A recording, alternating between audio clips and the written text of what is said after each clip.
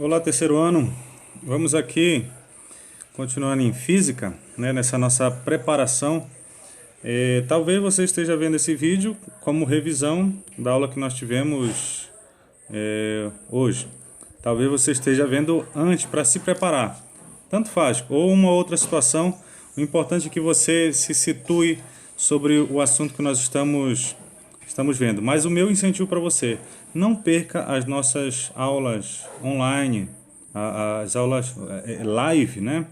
Porque a gente pode ter uma interação maior, você tirar suas dúvidas, a gente vai, né, construindo o conhecimento juntos ali, do que esse vídeo frio, né, para vocês, certo? Bom, a gente já está dando um pontapé em eletrodinâmica, vimos as aulas passadas, né? Potência elétrica, vimos como é que funciona isso no nosso consumo de energia elétrica. Mas aqui nós vamos trazer um assunto muito interessante, que são os resistores elétricos. Então vamos ver o que nós conseguimos juntar de informação. Bom, resistor elétrico, se você for perceber alguns assuntos bem interessantes, como por exemplo, uma pessoa que trabalha na área de energia, como nós estamos vendo bem aqui no canto superior esquerdo. Normalmente eles trabalham com uma luva, na verdade trabalham com duas luvas. E uma delas é de borracha com um isolamento. E como é que funciona essa ideia do isolamento, de se proteger, esses EPIs que nós chamamos, né, equipamento de proteção individual?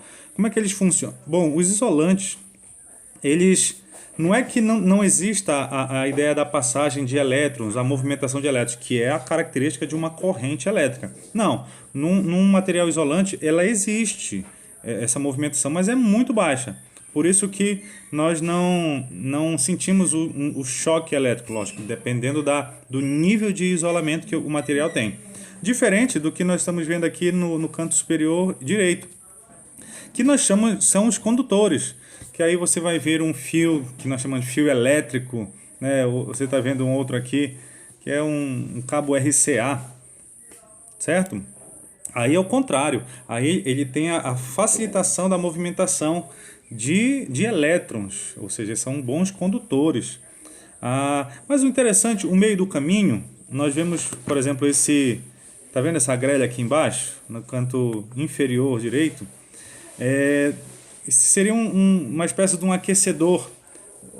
E por que acontece essa incandescência no material?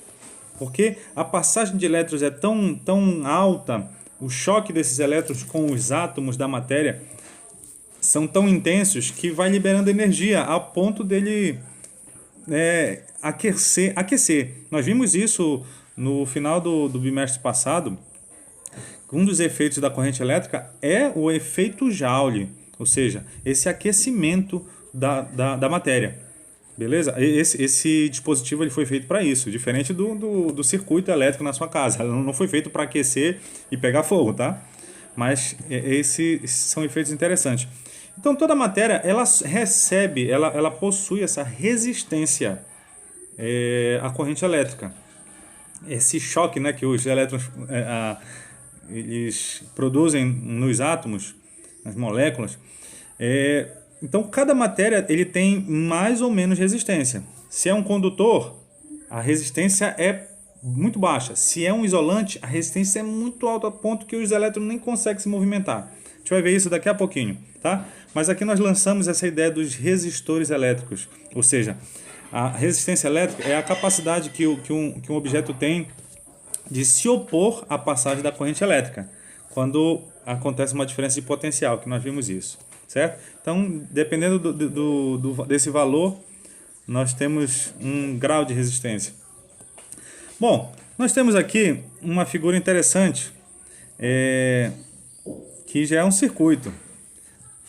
O símbolo que nós temos para resistência elétrica ou resistor é esse aqui que você está vendo no circuito. Ou então, às vezes, ele substitui só por uma caixinha escrito um R no meio de resistor.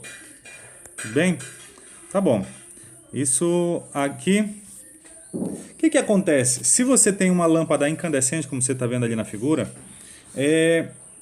e você pode dosar a corrente que passa por essa lâmpada, você vai vendo que, à medida que a corrente vai aumentando, essa luminescência vai aumentando também. Então, isso é interessante. Significa que aquele filamento ele ofereceu muita resistência para uma dada corrente. Mas olha como é que foi feito um estudo a respeito disso.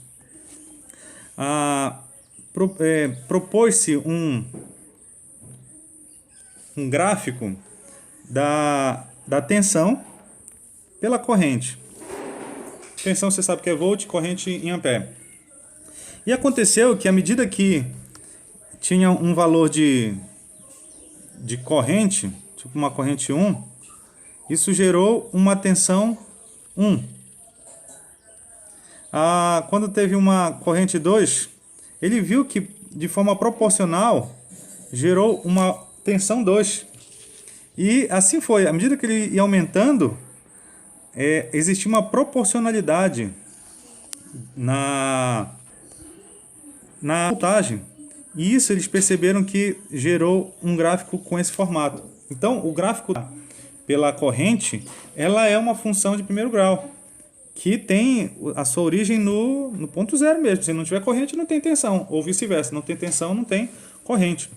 E eles montando a equação linear dessa função, eles descobriram que, já percebendo que tensão e corrente eles são diretamente proporcionais, chegou nessa equação aqui, olha. Tensão é uma constante, né? Que no caso essa constante foi definido como uma resistência elétrica. Então, essa aqui seria a nossa equação, a primeira lei de Ohm, a fórmula da resistência. Então, tensão igual a resistência vezes corrente. Elas são diretamente proporcionais. Resistência,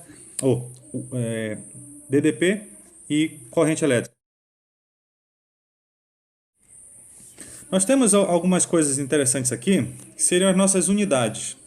Porque quando eu pego aqui tensão, que seria em volt, e corrente em ampere,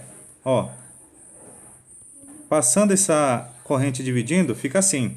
Unidade de tensão é volt, já vimos. Unidade de corrente é ampere. Então, volt por ampere, nós definimos aqui com a unidade de resistência, que é ohm. Deixa eu colocar desse jeito aqui, tá? Ohm.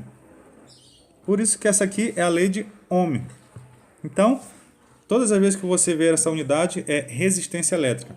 Cuidado, nós temos alguns múltiplos e submúltiplos que não vai ser estranho para ninguém. Tipo o quilo-ohm.